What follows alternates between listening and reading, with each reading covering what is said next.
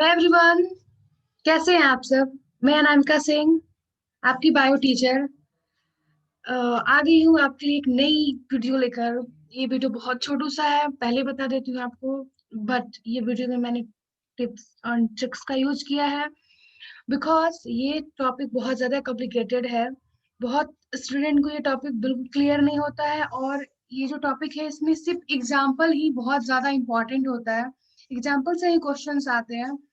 तो आज मैं आपके साथ बहुत अच्छा सा ट्रिक्स यूज करने वाली हूँ। एंड मुझे पूरा भरोसा है कि आप ये ट्रिक्स लेकर बहुत कम टाइम में ये इनके सारे क्वेश्चंस को सॉल्व कर पाओगे।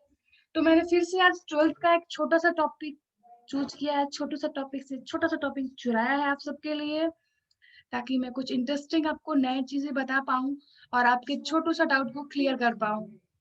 तो आज का हमारा टॉपिक होगा कि कैसे एग्जाम्पल को आइडेंटिफाई कर पाए कि वो होमोलोगस है या एनालोगस है। मैं ये आपको बताने वाली हूँ कि एनालोगस है या होमोलोगस है। ठीक है, तो मैं जो बताऊंगी उसको प्लीज आप ध्यान से सुनो, बहुत ध्यान सुनो, कंसंट्रेट होकर सुनो। बहुत छोटू सा ऑलरेडी मैंने वीडियो शूट किया है, तो प्लीज आप बीच में छोड़ के ना जाएं, इन तक देखें मेरे। अगर आपको वीडियो अच्छा लगा हो तो लाइक करें, अपने दोस्तों के साथ बिल्कुल शेयर करें, और किस टॉपिक पे आपको नेक्स्ट वीडियो चाहिए आप कमेंट करें। अगर एक ही कमेंट बार बार आता है तो मैं आपके लिए वीडियो जरूर बनाने वाली हूँ। ठीक है, तो लेट्स स्टार्ट द टॉपिक। तो एनालॉगस माइंड में आते ही आपके दिमाग में ये बात आ जाना चाहिए कि जो भी एनालॉगस है उसका ओरिजिन बिल्कुल डिफरेंट होगा। ओरिजिन डिफरेंट होगा, कोई कहीं से भी आए, किसी का कोई भी ओरिजिन नहीं होगा, बट जो इसका फंक्शन होगा बिल्कुल सेम होगा, बिल्कुल सेम होगा, बिल्कुल सेम होगा। ये बातें आपको अभी क्लियर नहीं हो रही होंगी, I know, but trust me, अगर मैं आने वाले टाइम में आपको एग्जांपल दूं तो आप बिल्कुल खुद से आइडेंटिफाई कर पाओगे कि कौन सा एनालॉगस है, कौन सा होमोलोगस है। और बिल्कुल मैं एनसीईआरटी के एग्जांपल को ही लिया है मैंने। आप बिल्कुल अपना एनसीईआरटी अभी ओपन करके रख सकते हो, अगर कुछ एडिशनल है तो आप वहाँ नोट डाउन कर सकते हो, मेरे साथ साथ हाईलाइट कर सकते हो उस पॉइंट को, और अपने बुक को अच्छे से बुक में लिख भी सकते हो सारे पॉइंट को। आपने एनसीईआरटी अगर पढ़ा होगा तो उसमें लिखा होगा analogous structure are also called convergent evolution. तो आप सोचोगे इसको कैसे याद रखें। तो आपने एसी तो कभी सुना ही होगा। एसी तो आजकल हर कोई घर में यूज होता है। तो एसी के अकॉर्डिंग आप इस चीज को यूज कर सकते हो। ए से एनालॉगस, सी से कन्वर्जेंट। तो आपके दिमाग में जब ये एनालॉगस याद करो तो ये एसी वर्ड आपके दिमाग में बिल्कुल आ जाना चाहिए। एनालॉगस, ए से एनालॉगस, सी से कन्वर्जेंट। तो अब आप कभी नहीं भूलोगे, आई नो आप कभी नहीं भूल पाओगे इस ट्रिक को। तो अब हम एग्जाम्पल से आपका जो भी छोटा मोटा भी जो डाउट बचा हुआ है ना उसको क्लियर कर देती हूँ। मैं ये चुटकियों में आप क्वेश्चन सॉल्व करने वाले हो, आप कमेंट करके बताओगे, मुझे पता है। सबसे बड़ा बात इसमें यही है, एक ही बात को याद रखना है आपको, सबसे पहले उसका फंक्शन देखना है। सबसे पहले जो भी एग्जांपल आपके सामने आएगा क्वेश्चन में, या मैं आपको आपके साथ शेयर करने वाली हूँ, या आप कभी भी कोई क्वेश्चन सॉल्व करोगे, सबसे पहले उसका फंक्शन देखोगे। फंक्शन देखोगे प्लीज। इस टॉपिक पे सबसे ज्यादा एग्जाम्पल इंपॉर्टेंट है। डायरेक्ट एनसीईआरटी के एग्जाम्पल से क्वेश्चन पूछे गए हैं किसी भी एग्जाम में, तो आप इसको ध्यान से सुनो। मैं एग्जाम्पल लेने वाली हूँ, ठीक है। पहला एग्जाम्पल है हमारा sweet potato. Potato, sweet potato है वो रूट मॉडिफिकेशन है। पोटैटो है वो स्टेम मॉडिफिकेशन। ये बिल्कुल एनसीईआरटी में भी लिखी हुई है। आपको लगेगा कि मैं हमारी मैम कहाँ से पढ़ा रही है, मैं बिल्कुल कहीं नहीं जा रही हूँ, बिल्कुल आपके एनसीईआरटी के साथ आपके साथ चल रही हूँ। ऐसे बिल्कुल क्लियरली ये बातें लिखी हुई हैं, अगर आप ध्यान से देखो ये बातें लिखी हुई हैं। स्वीट पोटैटो रूट मॉडिफिकेशन है, पोटैटो है वो है हमारा स्टेम मॉडिफिकेशन। दोनों का ओरिजिन बिल्कुल डिफरेंट है। सोचो अब इस बात को, थोड़ा सा लिंक करो, दोनों का ओरिजिन बिल्कुल डिफरेंट है, बट जो फंक्शन है, मैं बार बार बोलती आई हूँ, अभी भी बोल रही हूँ, फंक्शन बिल्कुल सेम होगा। दोनों का काम क्या है, दोनों स्टार्च को ही स्टोर कर रहा है। ध्यान से सुनो, दोनों स्टार्च को स्टोर कर रहा है, चाहे वो मैं स्वीट पोटैटो की बात कर लूं, चाहे मैं पोटैटो की बात कर लूं, दोनों स्टार्च को ही स्टोर कर रहा है। तो मैं कह सकती हूँ कि ये एनालॉगस का एग्जाम्पल है, जिसको आप कन्वर्जेंट भी बोलते हैं। नेक्स्ट एग्जांपल लेती हूँ मैं नेक्स्ट एग्जांपल लेना चाहूंगी आई ऑफ ऑक्टोपस से एंड आई ऑफ मैमल से। आंखें तो किसकी भी हो, सबकी आंखें होती है यार, इनफैक्ट सही सबकी आंखें होती हैं। सबका सबका सब कोई जो अपना आँख किस लिए यूज करता है? देखने के लिए ही यूज करता है ना। चाहे वो किसी जानवर का आँख हो, चाहे हमारा आँख हो, किसी पंछी का आँख हो, सब किस लिए यूज करता है? देखने के लिए। फंक्शन क्या हुआ? आँख क्यों यूज हुआ? देखने के लिए। तो इस एग्जाम्पल से ये क्लियर हो रहा है कि ये भी एक एग्जाम्पल एनालॉगस का है। इसका भी फंक्शन बिल्कुल सेम है कि हम अपने आंखों से देखते ही हैं।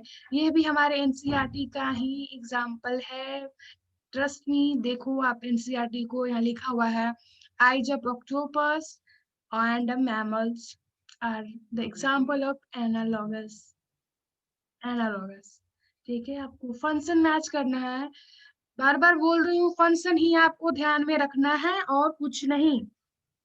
एक और लास्ट एग्जांपल लेना चाहूंगी आप लोगों के लिए, flipper of penguins and flipper of dolphins. चलो ठीक है, मैं मान लेती हूँ कि एग्जाम के स्ट्रेस होता है तो आपको कुछ वर्ड मिस आउट हो जाता है, माइंड से स्लीप आउट हो जाता है। तो फ्लीपर क्या होता है नहीं पता आपको, ठीक है। But कहीं तो कुछ लिंक करोगे ना आप कि ये डॉल्फिन पेंगुइन को क्यों लिंक अप कर रहा है। तो दोनों का बॉडी पार्ट जो होता है वो उसको स्विंग करने में ही हेल्प करता है। क्या करता है? स्विंग करने में। फिर से मैं अगर पेंगुइन का बात करूं या मैं डॉल्फिन का बात करूं, दोनों का जो है बॉडी है, बॉडी का जो पार्ट्स है उसको स्विम करने में हेल्प करता है।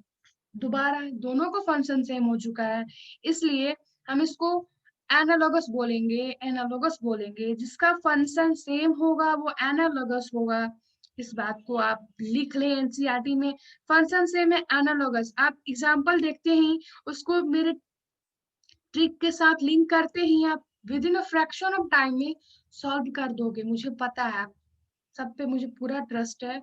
आप बिल्कुल इजी गोइंग में बहुत कम टाइम में इसको सॉल्व कर पाओगे। बस माइंड में एक ही बात रखना है, एनालॉगस है मतलब इनका फंक्शन सेम है। अब हम एनालॉगस तो क्लियर कर चुके हैं, अब होमोलॉगस को क्लियर करते हैं कि होमोलॉगस का अगर एग्जांपल्स आते हैं तो कैसे आइडेंटिफाई कर पाएंगे। तो एनालॉगस के जस्ट अपोजिट होते हैं होमोलॉगस, ठीक है। तो होमोलॉगस में क्या होता है? होमोलॉगस में इसका जो फंक्शन होता है, फंक्शन ही डिफरेंट होता है। जस्ट अपोजिट होता है, फंक्शन डिफरेंट, बहुत ज्यादा डिफरेंट हो जाता है। और जो होमोलोगस वर्ड है, फर्स्ट टाइम हमें रिचार्ड भाई साहब ने दिया था, तो आप एनसीईआरटी पे मेंशन कर सकते हैं होमोलोगस वर्ड इंट्रोड्यूस्ड बाय या गिवन बाय रिचार्ड। ठीक है।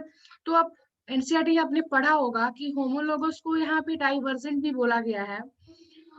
होमोलोगस को डाइवर्जेंट बोला गया है।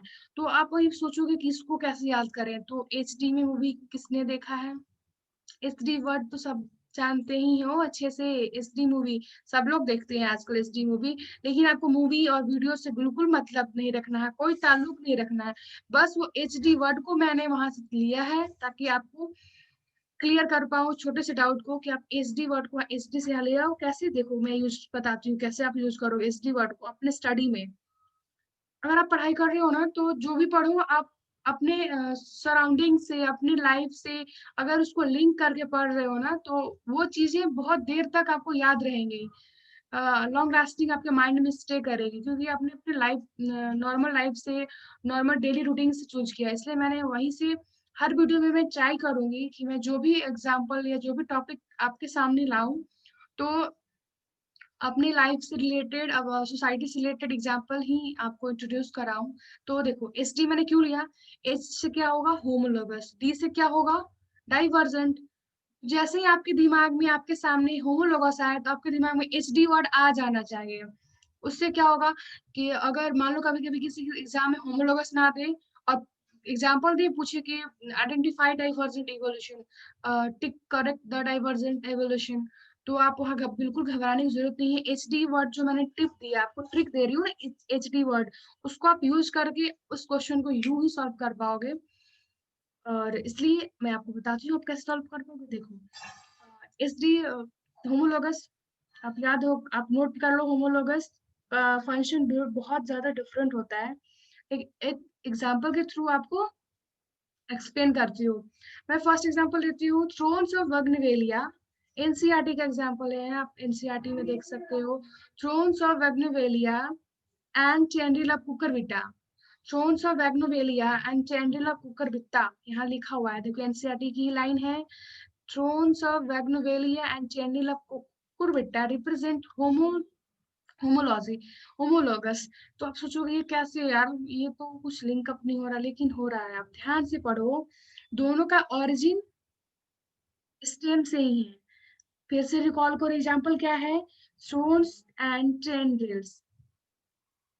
थ्रोन्स एंड ट्रेंडल एक ही है, ओरिजिन बिल्कुल सेम है, बट इसका फंक्शन क्या है, डिफरेंट है। थ्रोन क्या करता है, ट्रांसपीरेशन करता है। जस्ट अपोजिट ट्रेंडल क्या करता है, दूसरे क्लाइंबर क्रेपर जो भी प्लांट होते हैं उसको चढ़ने के लिए हेल्प करता है, क्लाइंबिंग में हेल्प करता है। तो देखिए कि दोनों का फंक्शन कैसे डिफरेंट हो जा रहा है। ओरिजिन सेम है, दोनों सेम ही है। अगर मैं बात करूँ थ्रोन्स का, अगर मैं दूसरी तरफ बात करूँ टेंड्रिल का, दोनों तो सेम ही है, बट दोनों का जो फंक्शन है बहुत ज्यादा अपोजिट है, बिल्कुल अपोजिट है, बिल्कुल बिल्कुल डिफरेंट है। तो इसमें एग्जाम्पल बहुत ज्यादा इंपॉर्टेंट है, एग्जाम्पल से ही बहुत ज्यादा क्वेश्चंस आते हैं। तो आप एग्जाम्पल पे ध्यान दें, और मैंने जो भी आपको ट्रिक्स बताया है उससे आप सुनो, और अपने एनसीईआरटी पे नोट डाउन कर लो, और आप कोई भी क्वेश्चंस को बनाओ, मेरे ट्रिक्स को यूज करो, बहुत कम टाइम में आप क्वेश्चन को सॉल्व कर पाओगे। चलो ठीक है, एक और लास्ट एग्जांपल मैं लेती हूँ अपने नॉर्मल डेली लाइफ रूटीन से। ठीक है, लेती हूँ मैं एग्जांपल। हाँ, उस एग्जांपल में मैं इंक्लूड करती हूँ फ्रॉग को, मैं इंक्लूड करती हूँ कुछ मैमल्स को, गाय को, बुफalo को इंक्लूड करूंगी उसमें, हम सब भी, आई मीन ह्यूमन बींग्स भी इंक्लूड है एग्जांपल में। अब देखो मैं कुछ क्या बता रही हूँ, आप समझो इस बात को। उसमें ये जैसे फ्रॉग, फ्रॉग के पास भी फोर लिम्स है, बट वो किस चीज में यूज करते हैं, जंप करने में। हमारे पास जो फोर लिम्स है हम उसको कैसे यूज करते हैं, खाने के लिए, पीने के लिए, कुछ वर्क करने के लिए, किसी को मारने के लिए, किसी को डराने के लिए यूज कर लेते हैं। तो और जो मैमल्स हैं तो उसको अपने चलने के लिए यूज कर लेती हैं। तो जिसको जितना रिक्वायरमेंट हो रहा है वो उसके अकॉर्डिंग उस चीजों को यूज कर रहा है, ठीक है। जिसको जितना अकॉर्डिंग, जिसका जितना यूज होना होता है वो अपना यूज कर लेता है उसके अकॉर्डिंग। तो दोनों का फंक्शन तो बिल्कुल अलग हो गया ना। ओरिजिन तो सेम ही है ना, कि हाँ भगवान ने हाथ बना दिया सबके लिए, लेकिन वही हाथ हम अपने लिए कुछ और काम के लिए यूज करते हैं। फ्रॉग अपने अकॉर्डिंग यूज करता है, जो भी मैमल्स हैं, गाय भैंस हैं, वो सब अपने अकॉर्डिंग, अपने रिक्वायरमेंट के अकॉर्डिंग यूज करती हैं। तो यहाँ बिल्कुल फंक्शन डिफरेंट हो गया है। तो आई होप मैंने आपका छोटा सा टॉपिक को बिल्कुल क्लियर किया है इस वीडियो में। वीडियो पसंद आया हो तो आप लाइक करो, मेरे चैनल को सब्सक्राइब भी करो, और अपने फ्रेंड्स के साथ शेयर करो। और किसी भी वीडियो में प्रॉब्लम हो तो मुझे कमेंट करो, मैं उस टॉपिक पे वीडियो बिल्कुल अपलोड करूंगी। और जाते वक्त मेरे बेल आइकन को बिल्कुल दबा दें, ताकि मैं अगर नेक्स्ट वीडियो अपलोड करूं तो सबसे पहले आप तक जाए वो मेरे वीडियो। ठीक है, तो बहुत जल्द मैं आपके लिए वीडियो लाने वाली हूँ, बिल्कुल टेंशन ना लो। और अच्छे से पढ़ाई करो, हमेशा पढ़ाई पे ही कंसंट्रेट करो, और ज्यादा कुछ सोचने की जरूरत नहीं है। कोई भी कंफ्यूजन हो आप मुझे मैसेज कर सकते हो, मैं आपका हर एक कमेंट को रीड करती हूँ। Please support me guys. और ऐसे ही आपको बहुत आने वाले टाइम में बहुत इंटरेस्टिंग वीडियो मैं बनाने वाली हूँ आप लोगों के लिए। ठीक है, तो मैं आपको नेक्स्ट वीडियो में मिलती हूँ, सी यू सून।